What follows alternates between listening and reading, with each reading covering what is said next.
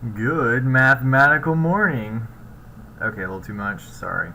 I got caught up on my sleep, so I'm really excited to get back to making videos and teaching stats and geometry, of course. So anyway, I hope you guys enjoyed your weekend.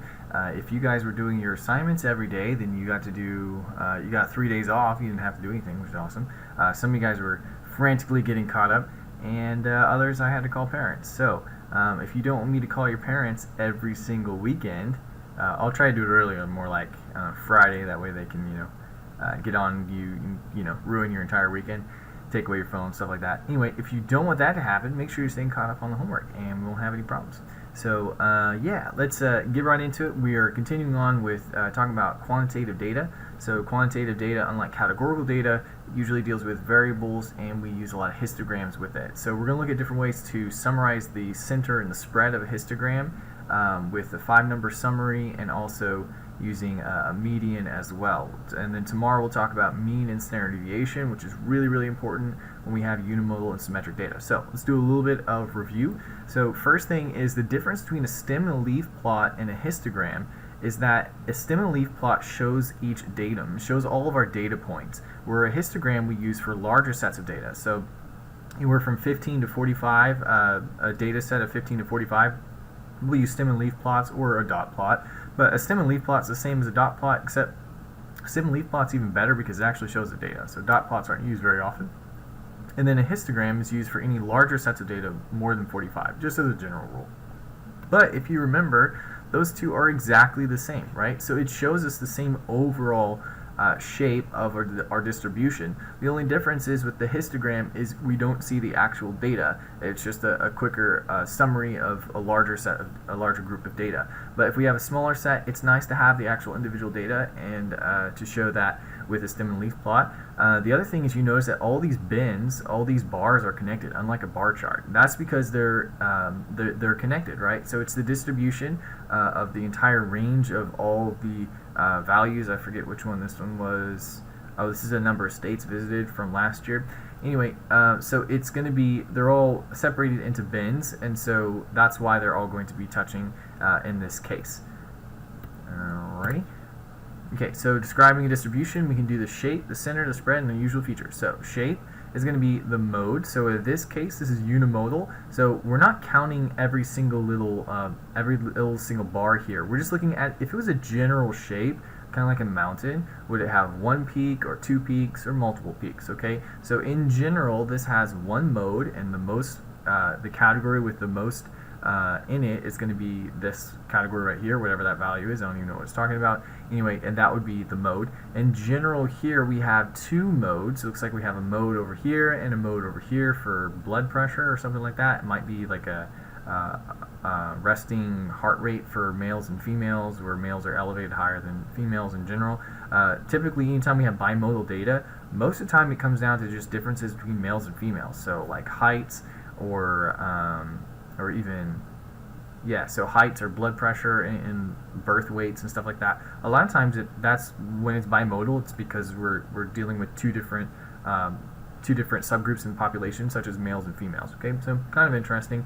Multimodal, like if we were talking about hair length, which was kind of crazy, here we'd have a lot of short-haired people, then we have Justin Bieber hair length, and then we have long-haired, right? So there might be some common hair lengths where you're not going to see a lot of people that have much in between those or whatever. I don't know. So that might be an example of something that could be multimodal. So in general, we have multiple modes, 1, 2, and 3. And then uniform is when it's pretty much the same all across the board. So there's no real general shape here of a mode in the center, or two modes, or multiple modes. So we would just say it's uniform. Like if we roll a dice and we plot off how many times we get 1, 2, or roll a 3 or 4 or 5 or a 6, it should be uniform all across the board. There's equal probabilities for all of those. It's a good example of a uniform distribution. Next, we look at shape. Now, we only really talk about symmetry when we're talking about unimodal distribution. So if it is unimodal, it can either be unimodal and skewed, or it's unimodal and symmetric. In this case, if we fold it along the dotted line, which is where the mode is, does it match up very well? And we would say this would be more or less symmetric, so it's unimodal and symmetric. When we have unimodal and symmetric distributions, we can actually apply a normal distribution, or a bell curve, which is really, really helpful for a model that would summarize this data. But we'll get into that for probably another week. Okay, another thing is is we can describe distributions, not just unimodal ones, but distributions as skewed to the left or skewed to the right. Now, there's two things that usually cause something to be skewed.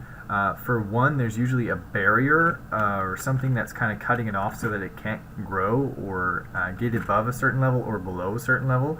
So for instance here, we don't see a lot of female heart attack patients that are over the age of 100 years old. Why is that? Well, there's kind of a barrier there. At the age of 100, not many people are still alive, right? So because there's this hard right bound here, but you could always have younger people to an extent, but we're not going to have children with heart attacks, right? So this distribution would be skewed to the left by younger people that are having heart attacks way younger than what we would expect, which most of them, it looks like, are having heart attacks in their 70s, in their 70s or mid to late 70s.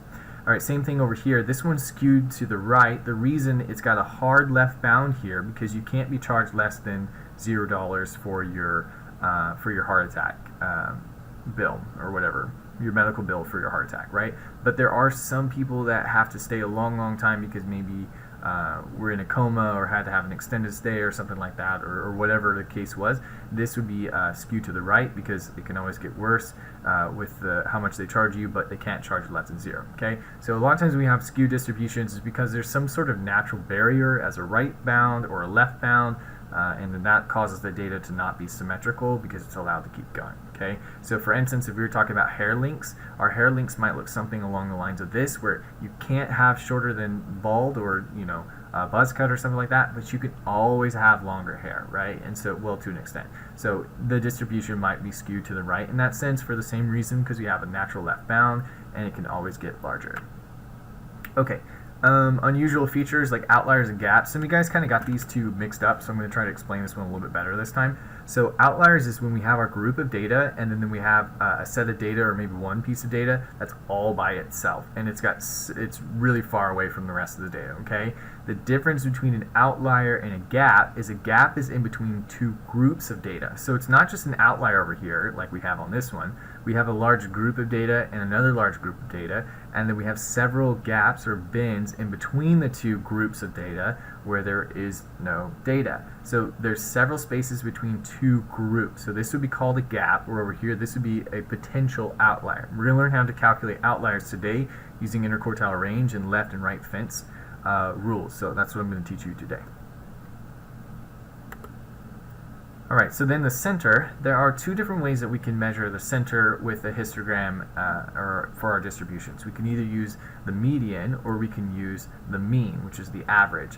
So the median is used for skewed data. So anytime we don't, or multimodal data. So anytime that we have data that's not unimodal and symmetric, like a bell curve, we'll always use the median and the interquartile range.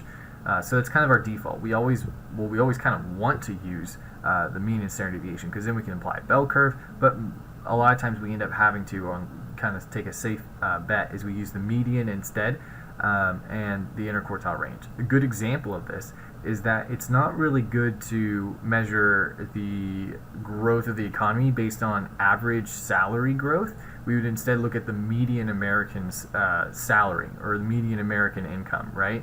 The reason for that is because the average would be skewed by people making a lot of money, and the median would actually give us a better estimate for the center because that would be what a typical average American, even though it's not technically an average, but what a typical American would be making. Alright, so anyway, that's why we use a median, because it would be skewed to the right. So when we're dealing with a median, there's equal areas. So the median is the 50 percentile, which means that you are exactly in the middle, right? So half of the Americans are making less money than you, and half Americans are making more money than you. So it's equal area on the right side and on the left side. It doesn't matter how far it's skewed to the left or skewed to the right, or how far spread out the data is. It doesn't matter at all. You will always get, the median will always be equal areas on both sides. And that's why it's better to use that when we have outliers or if data is skewed. It's better to get the center based on the median instead of based on the mean or the average, because the average is skewed by outliers or by skewed data. Alright, so another way that we can describe distribution is with a spread. Now, when we have skewed data, you can use range for the spread, but we never use range. There's a better way to do it. So the range is just simply going to be the largest value minus the smallest value. So this is the number of states visited from last year. So 26 is the largest, so someone who went to the most states, and then the smallest number that they had last year was visiting 2 states.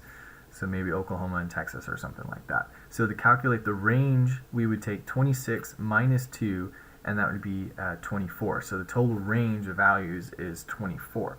Now, the reason we don't use range is because it is drastically impacted by outliers. So for instance, this 26 is actually the number of states that I have visited. Maybe it's gone up since then, because I was in South Carolina this summer. Yeah, so it's actually 27 now, but hey, whatever, doesn't matter. We'll just use last year's data. So if I wasn't there, if I didn't count myself in this whole thing, then our range would be a lot smaller, right? So instead of 26, it would just be it's so cool. You see what I just did? The magic. Oh my goodness. I am so easily amused. Anyway, so if I wasn't added to this data, now our range went down from 24 down to 17. So range is not a very reliable way to talk about the spread of the data because it's drastically impacted by outliers. So we don't want to use range. Instead, we use interquartile range. So the interquartile range is going to be the inner 50% range. So if we look at the distribution, okay, if we spread it up into quartiles, or 25%, so 0%, this is the 25 percentile, 50 percentile, 75, and 100 percentile. The interquartile range is going to be the inner 50%, so the middle 50%. So instead of calculating the range from the 0 to the 100, which could be greatly impacted by any outliers that we could have or skewed data, instead we're only going to look at the middle 50% and the range of that middle 50. This is going to be pretty close to a standard deviation. It's going to be actually a little bit smaller than a standard deviation for some distributions, but it's still a good metric for the range, measuring the overall spread of a distribution. Okay, so just kind of showing you how this works. So our max was 9 apparently, I don't know. Third quartile was there. Median is going to be 50 percentile, which is about 7. The first quartile is here, about 6.5, and then over here we have our minimum, which was about 3.7. So these are our different percentiles, and the quarters for minimum is the 0 percentile, 25, 50, 75, and 100 percentile. Okay, so this is also known as the 5-number summary. So you can summarize a distribution by simply giving these 5 values. So the minimum, the maximum, and then the interquartile from the first quarter, the median, which is also Q2, it's also known as that, but median is what it's more commonly called, and then the third quartile. Alright, so if we look at our dot plot of the number of siblings, this is obviously from data from last year. We could count the total number that we had, and then to find the first quartile, we would take the number of datum that we had, divide it by 25%, or divide it by 4, right? And then we would count up to that value. So let's say we had 20, so the first quartile would be the 5th value, so we count 1, 2, 3, 4, 5. So our first quartile would be 1, or whatever that actually, yeah, it is actually 1. And then we would count 5 more, 1, 2, 3, 4, 5, so that would be the 10th. So that would be our median, then 1, 2, 3, 4, 5, this would be our third quartile. So going from first quartile to third quartile, the interquartile range would be from 2 to 1, which would be an interquartile range of 1. So to calculate the IQR, okay, you take the third quartile minus the first quartile. Again, let me show that from over here. Our third quartile minus our first quartile, and that will give us our interquartile range, which is this pink range in the middle there. Okay. Alright, and that is not impacted by outliers. It doesn't matter what's going on the far extremes of that. Your first quartile and third quartile are not going to matter if you had any outliers or not. That's why we use the interquartile range with skewed data, or if we have outliers, instead of using the mean and standard deviation, which we'll talk about tomorrow. Alright, so let's look at the bottom half of the assignment here. So number of states continues. So here's the data from last year, from our number of states visited by my 23 students who took the survey. You guys don't have calculators yet. So I'm going to put anything that you need to put in the calculator, I'm going to put it in for you so you can just look off my screen, but it's kind of giving you how you put this in. So we put all that data into list 1. So Mr. Murphy may be only 8 years older than some of you, but these are very important 8 years that are full of long walks on the beach, reading romance novels by the fireplace, international travel, it's true, and long road trips with his family to 26 states, 27 now, but it's okay. So how would the inclusion of 26 into our data set affect our distribution? So add the datum 26 to list 1, so no big deal, regraph a stat plot. Alright, so calculate the range of the distribution. So we're going all the way from 26 to 2, right? So our range we said was going to be 24. Calculate the median. So if we had 23 students and then we added myself to it, that would be 24. So the middle one would be the 12th value. So we would count 12, 1, 2, 3, 4, 5, 6, 7, 8, 9, 10, 11, 12. So the 12th value would be 7, and that would be our median. So let me see if I can do that. I guess suppose it was 8, but there was no value for 8. Oh, because you'd have to go halfway between 12 and 13. The 12th and 13th value, so 7 and 9, which would give us an average of 8. Okay, our minimum was 2, our first quartile, so that would be 24 divided by 4, which should give us our 6. So we go 1, 2, 3, 4, 5, 6. So our first quartile was 4, no big deal.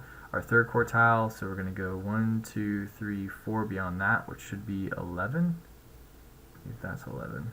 Apparently it's 12 and a half. Okay, so you'll never actually have to calculate the quartiles by hand because there's lots of different ways. Sometimes they take averages between the two. Sometimes they round up to 1 or round down. So there's no like really defined rule for calculating quartiles. So don't worry about it. You don't have to do it by hand. We're actually just going to put it in the calculator to get the values. I just want you to try to calculate them by hand for this one time. And after here you won't have to do it ever again, so don't worry about it too much. And the maximum in this case we said was going to be 26. So now that we have our quartiles, which you can just write those down, it's not a big deal, we want to calculate the interquartile range, which is going to be the third quartile minus the first.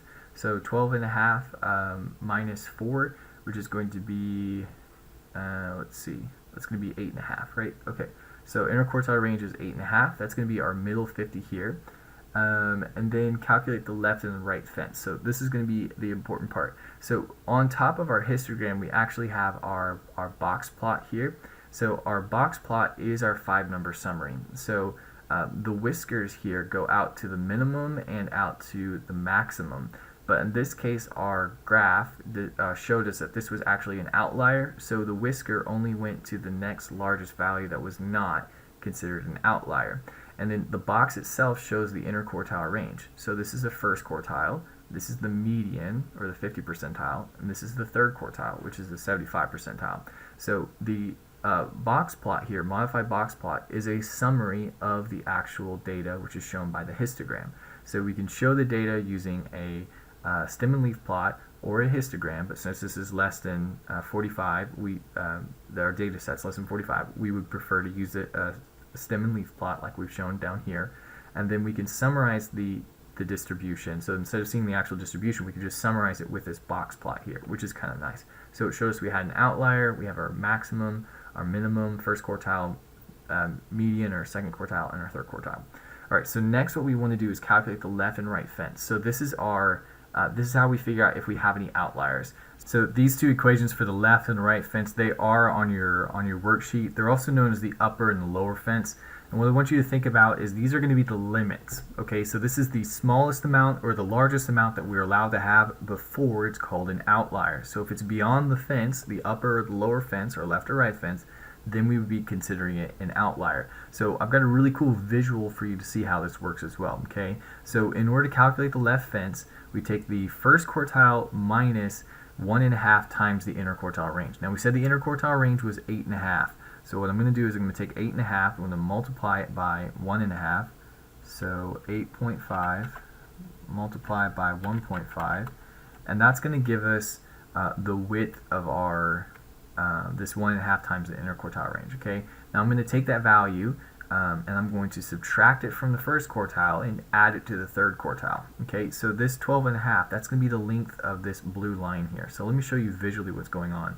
Whenever I subtract that from the first quartile, which we said was 4, so we do 4 minus the 12.75, I'm just going to do the second answer, and that's going to give us a negative 8.75. Okay, so that will be our first fence, and then the right fence, or the upper fence, is going to be the third quartile, which is 12.5 plus that value, so 12.5 plus 12.75, and that's going to give us an upper fence of 25.25. So any value that's going to be less than negative 8 states visited, which is not possible, would be considered an outlier, and any value that's greater than 25.25 states, or just 25 states, would also be considered an outlier. So myself visiting 26 states would barely be considered an outlier because it's beyond our right fence. Okay, so that's how we test to see if it's far enough away from our data in order to be considered an outlier. Okay, all right, so let me show you visually what's going on so you can understand the formula, then it makes it easier to remember the formula. So we take our interquartile range, which is the width of our box, okay, from first quartile to our third quartile. We multiply that by 1.5, which is now the length here for this blue line. Then I'm going to take that value and I'm going to subtract it from the first quartile. You see what's happening here? I'm taking 1.5, the width of the box, the interquartile range, and subtracting it from the first quartile. That's going to be that negative 8 value that we had. Okay, any values that are less than negative 8 states visited, which is not even possible, would be considered an outlier. So we don't have any negative outliers or low outliers, but what about some that are on the high end? So now we're going to take the 1.5 times the width of the interquartile range. We're going to add it to our third quartile, okay, so adding it to the third quartile, and that's going to take us all the way up to 25.25 states. And the reason my data of 26 states was considered an outlier because it was just beyond the 25.25, which was our upper fence or our right fence. Okay, so just subtract the 1.5 times the interquartile range from the first quartile, add it to the third quartile, and if anything is beyond those two values, it's considered an outlier. Alright, so we will look into standard deviation tomorrow. We'll even figure out how to calculate standard deviation later this week, I believe, so that'll be kind of fun. I took 2 statistics courses in college, and I couldn't tell you what standard deviation meant. I just knew how it worked, but I didn't know how to calculate it, which is really embarrassing. So we're going to learn how to calculate that because it's very important. It's kind of a big deal when it comes to stats. Alright, so when we're talking about unimodal and symmetric distributions, so unimodal and symmetric, meaning there's one mode, one peak, and it's more or less symmetric. Okay, in this case, this one is skewed to the left. This is a possible outlier, right? And we'd have to do our fence test to be able to figure out if it is an actual outlier, right? Now we know how to do it, okay?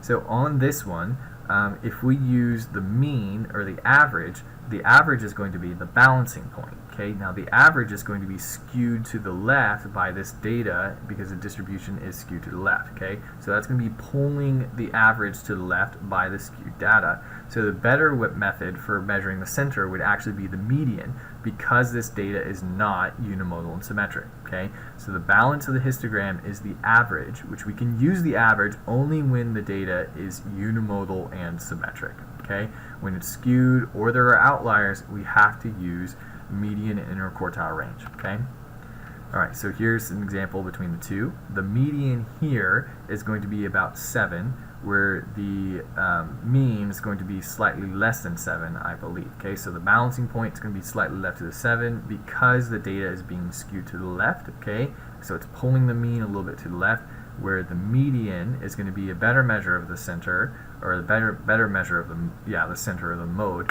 because it's not going to be affected by this outlier over here. I think if I overlap these two, I think maybe it goes the other way. No, that's a subject for another day apparently. Alright, so are we supposed to use the mean or do we use the median? So look at the data here. On this one, the median is shown between the two colors, equal area on both sides, and the mean is shown with the balancing point. So if we look over here, it is unimodal and symmetric, except way over here we have an outlier. And this outlier is going to drastically impact the mean and pull the mean closer towards that outlier. It's going to skew it off to the right, meaning our balancing point, if you imagine like holding something really, really far out, that's going to mess up the balancing as well because of not just the weight, but how far off it is. Like if you're calculating torque, the distance matters quite a bit in physics, right?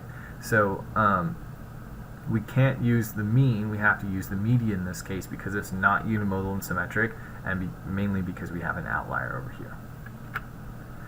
Alright, so number 13, this is one I'm going to work with you. So on number 13, you would have had to have put this in the calculator, but I'm going to do it for you to save you time, and because you guys don't have calculators yet, I'm still working with Stinet, trying to get that all figured out, so sorry about that. Alright, so we're going to put in all 46 of the Super Bowl scores,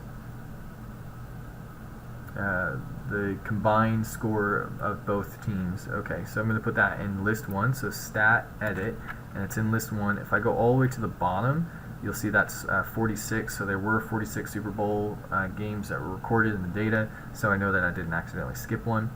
Now that I have that, I want to find the 5-number summary. So the way we do that is we go to stat, then over to calculate, and we're going to do, sorry, calculate, not test, one variable statistics, because we're doing one variable stats. We're not doing bivariate data yet. We're going to use list 1, our frequency list. We can just leave that blank because we didn't do a frequency table. We did just all the raw data, so we'll just leave that blank, and then we'll hit calculate.